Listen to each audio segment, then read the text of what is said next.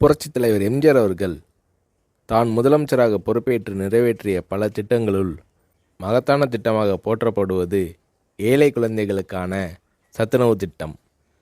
எம்ஜிஆர் அவர்கள் தன் இளமை காலத்தில் வறுமையின் கொடுமையை அறிந்திருந்தார்.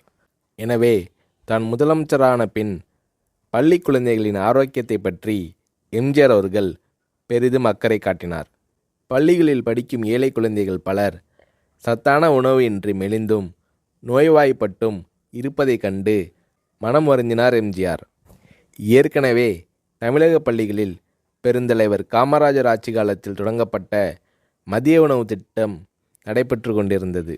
எம்ஜிஆர் அத்திட்டத்தை 1/7/1982 அன்று சத்துணவு திட்டம் என்ற பெயரில் பயனுள்ள திட்டமாக மாற்றினார். எம்ஜிஆர் அவர்கள் சத்துணவு திட்டத்திற்காக 100 கோடி ரூபாயை ஒதுக்கீடு செய்தார்.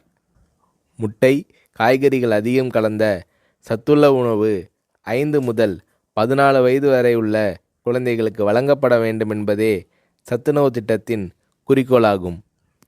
இந்திய பொருளாதார முன்னேற்றம், தொழில் முன்னேற்றம் என்பதை விட இன்றைய குழந்தைகளின் பசியும் ஆரோக்கியமும் அவசியம் என்பதை உணர்ந்தே சத்துணவு திட்டத்தை நான் அறிமுகப்படுத்தினேன் என்று சத்துணவு திட்டம் பற்றி எளிமையாக விளக்கமளித்தார் எம்ஜிஆர்.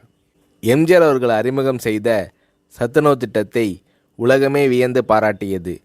மேலை நாட்டு தலைவர்கள் மற்றும் மக்கள் தொண்டு அமைப்புகளும் இத்திட்டத்தால் ஈர்க்கப்பட்டனர்.